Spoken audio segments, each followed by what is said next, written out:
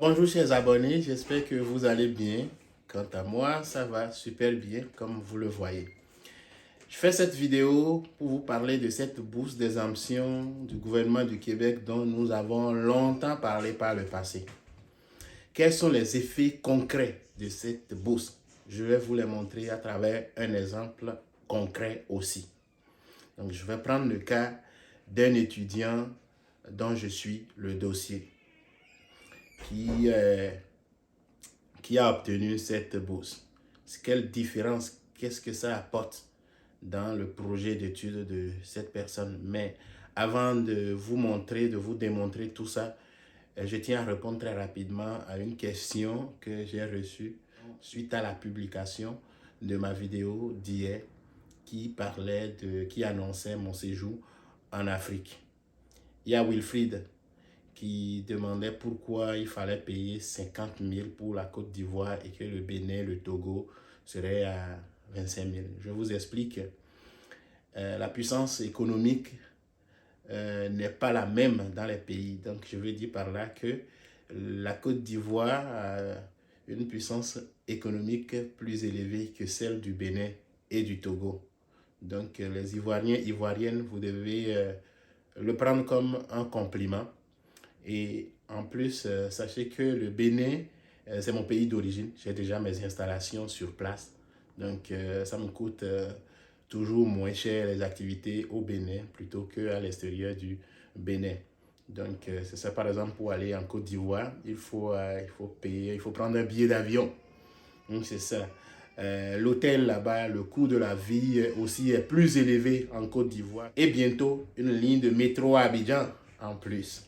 Donc, voyez-vous, vous êtes dans les tops de l'Afrique de l'Ouest. Voilà. Donc, je reviens maintenant sur le sujet de la bourse d'exemption. Cette bourse d'exemption, quel effet ça peut avoir? Après, je vais tourner la caméra et puis je vais vous montrer. Ici, la première lettre d'admission qui porte 11 037,05 $ par session. Et voici la deuxième après l'application de la mesure qui porte 1 791 $ par session. Par exemple, un étudiant qui a appliqué dans une région, dans les filières concernées, et a respecté toutes les conditions, les critères, et qui obtient cette bourse. Dans sa première lettre d'admission, il était mentionné que les frais d'admission s'élevaient à plus de 11 000 $ par session. Et ça veut dire que en une année, cet étudiant va payer autour de 22 000 pour les frais de scolarité. Et après l'obtention de cette bourse qu'elle a évidemment, il a bien préparé. Il y a même eu une entrevue, je l'ai coché, je l'ai encadré pour l'entrevue. Donc après l'obtention de cette bourse, les frais de scolarité s'élèvent maintenant à environ 1700, 1800, environ 1800 $. Donc en une année, ça fait 3500, un peu plus de 3500. Voyez-vous, donc le programme d'études de cet étudiant s'étale sur 4 années. Donc, au lieu de payer 88 500 $ en 4 ans, il ne payera que 14 500 environ. Et si nous allons parler en CFA, ça veut dire que cet étudiant qui devait payer 39 500 environ à la fin de pour toutes ses études, ne paiera maintenant que 6 500 000. Je dis approximativement. Voyez-vous donc que cet étudiant va économiser sur sa formation combien? 33 millions de francs CFA sur sa formation. Et je vous le dis, il n'est pas le seul étudiant admis dans cet établissement. Et ce n'est pas tous les étudiants admis dans cet établissement qui ont obtenu cette bourse. Donc, il avait préparé un très bon dossier. Il a eu une très bonne entrevue. Et tout ça là, ça a joué. Et ça va beaucoup l'aider. Vous ne pensez pas que ça va l'aider, ça c'est sûr. Ça c'est une étape. Il n'a pas encore eu le visa. Mais il peut très bien expliquer, ça va être une bonne raison pour aller convaincre pour l'obtention du visa. Il peut expliquer, écoute. Donc il peut bien expliquer cette situation dans une lettre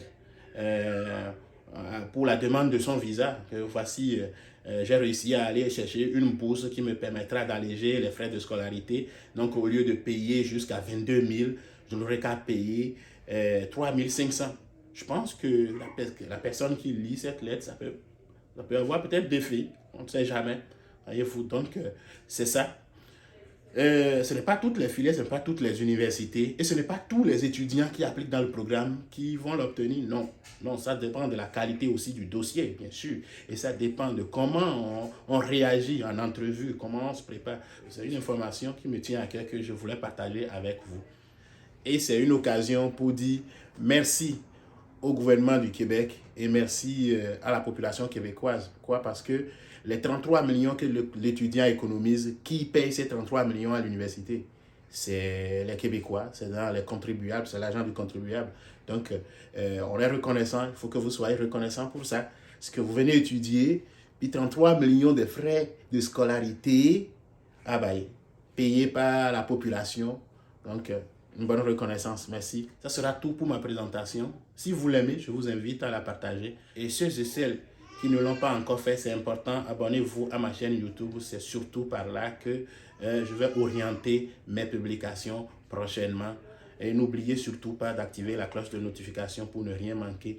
Merci et à bientôt. Mathieu.